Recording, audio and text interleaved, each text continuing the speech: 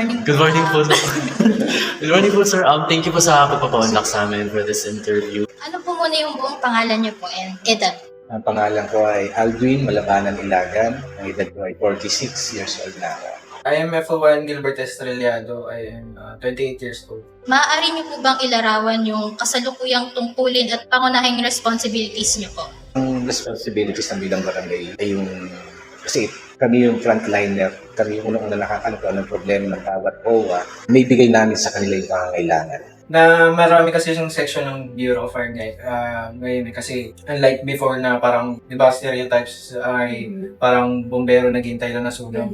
Pero syempre, nag-approve na kasi yung modernization natin, di ba, ng BFP. Ayun, nahati na tayo sa iba't ibang department. So meron sa FSS, pag sinabi FSS, Fire Safety Enforcement section. So sa Fire Safety Enforcement, kasama dyan yung inspection ng mga establishment. Pumapasok din dyan yung mga OLP o Offline Ligtas na Pamayanan. Isa yan sa program ngayon ng Bureau of Fire, which is more on preventive measure siya. Pasok din sa Fire Safety Enforcement section yung mga yung mga fire drills natin sa mga schools. Kasi syempre mahalaga yan. At bukod doon, meron din naman operation. So sa operation section naman, pumapasok dyan yung mga responding natin yung sa man-made and natural disasters, kasama na yung sunog, yung bagyo.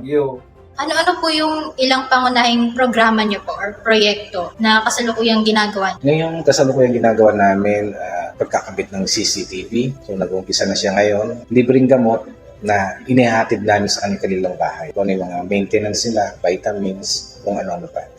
Yung pag-aaspalto na kalsada. So barangay project yan. So first time na nangyari na ganyang kalaking project ng barangay ay magagawa dito sa atin.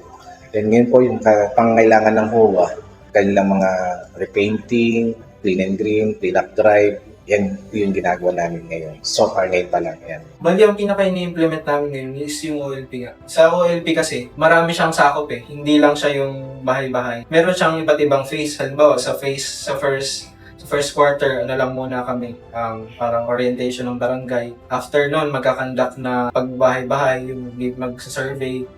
After nun, magkakandak kami ng lecture. After nun, drill. Parang ganun siya. Yun yung medyo matrabaho din sa part namin. Na syempre, yun nga, iniiwasan na nga natin yung may sunog na eh. Ano naman po ang mga larangan sa loob ng inyong department na inyo nakikita na nangangailangan ng pagpapabuti pa po upang mas mapaglingkuran niyo po yung publiko? Peace and order. Peace and order. Clean and green, kalinisan. Sa health natin. Yan yung talagang kailangan. Tulungan. Siguro nakikita ko na bukod sa community, siguro dapat may may mga healthcare din. Kasi may mga nagre-retire talaga na mahina yung baga na kasi dami na nalanghap na usok, mga ganyan. Medyo mahina kasi pa ang healthcare sa BFP. Ayan po, nakinasunog. Dito po yan sa 1B. Yung buong pangalan niya, tsaka ilang taon na po kayo? Ako si Rodin Ortil, 37 years old. Lisa Brugar, 41. Balita po namin na ito po yung area ng nasunugan. Ano po yung mga tulong na natanggap niyo mula sa BFP ng araw na yun? Hindi ko naman po kung sa BFP, pero may iba pong organizations na pumunta, foundation sa amin. Respond din naman po yung Oo, BFP dito. Oo naman. Mabilis din kasi hindi lang naman din sila sa ibang fire station din tumulong din dito sa amin. So for yung pandemic, pero for senior citizens lang yun. Then meron din grocery. Aside dun sa pamaskong kanto, meron din sa barangay na binibigay. Meron po ba kayong suggestions na maaaring gawin ng BFP upang mas maging effective yung service na binibigay nila sa tao? Wala naman po kasi ayos naman po yung nila sa amin dito nung araw nung natunugan kami. Meron po ba kayong mga mungkahi or suggestions buta po sa mga nabanggit kanina na makakatulong po para maging mas effective po yung service ng barangay sa inyo? Isa pa sa mga kailangan siguro, yung atensyon para dun sa mga, kasi malaki yung pagbabago ng De Castro, ng barangay sa Torresilla, mas dumami yung tao.